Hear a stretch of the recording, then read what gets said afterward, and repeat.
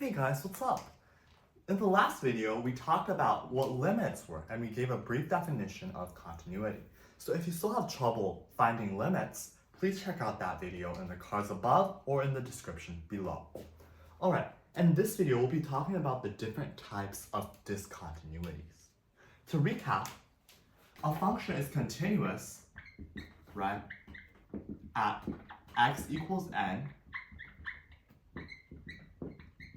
if the limit as x approaches n of f of x is equal to f of n. What does this mean? Well, at x equals n, we have three values that we care about, right? Let's look at this graph. Let's say this value is 5. And here there are three things we care about. The value that the function approaches from the left side, the value that the function approaches from the right side, and the value itself.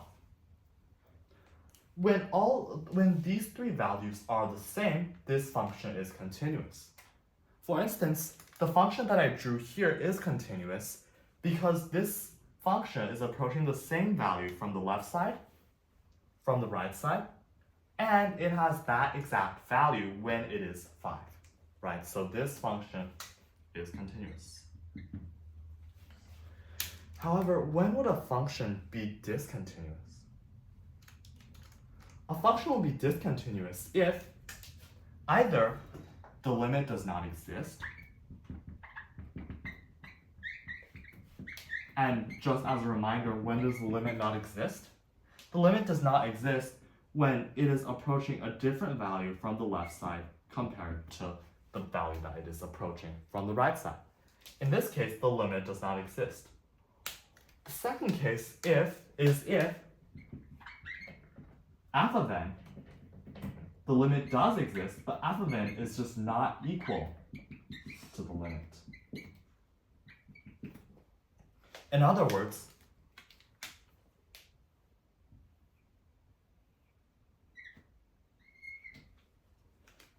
for instance, in this function is approaching this value from both sides, but the actual value is somewhere down here.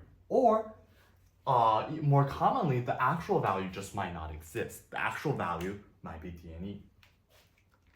So if this were, at this point, had an x of 4, the limit as x approaches 4 might be a value like 5.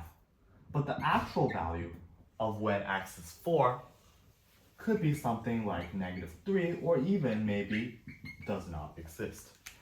And in both of these cases, we say that fx is discontinuous at x equals n.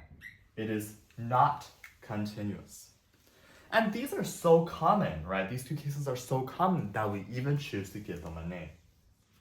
When the limit does not exist, we call this a jump discontinuity. On the other hand, if the limit does exist, but just something weird happens at that exact point, right, we call this a removable discontinuity. And note here that I am simply abbreviating discontinuity as DISC, but what it actually means is discontinuity. I'm just writing it so that I can speed it up and be quicker. Right, and why do we call this a removable discontinuity? Because what we essentially did was we took the function, but we just removed this point and placed it somewhere else so that the limit or the behavior of the function from both sides is different from the actual value. Alright, let me give an example of a function that is, of an actual function that is discontinuous so that it does not seem really abstract. Alright, so I'll erase this part.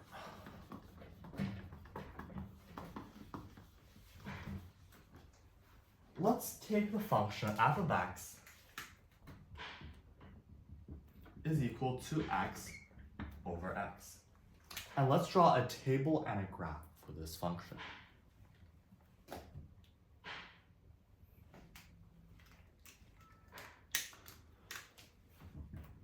when x is negative 10, f of x is negative 10 over negative 10, 1. Negative 2, also 1. Negative 1, also 1. Negative 0.1, also 1. 0. Oh no, 0 over 0, what is that?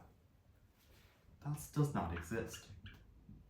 And then we can continue this for 0.1 is also 1. And finally, 1 is also 1.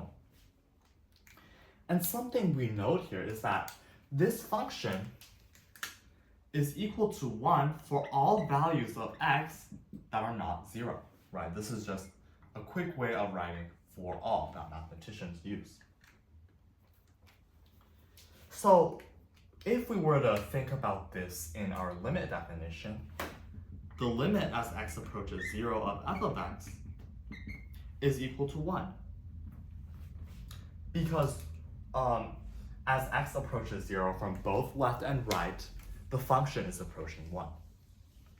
However, when x is actually 0, this function is undefined. The value is d and e. If we were to make a graph, right, it would look something like this. For every single value, it is 1, except for 0,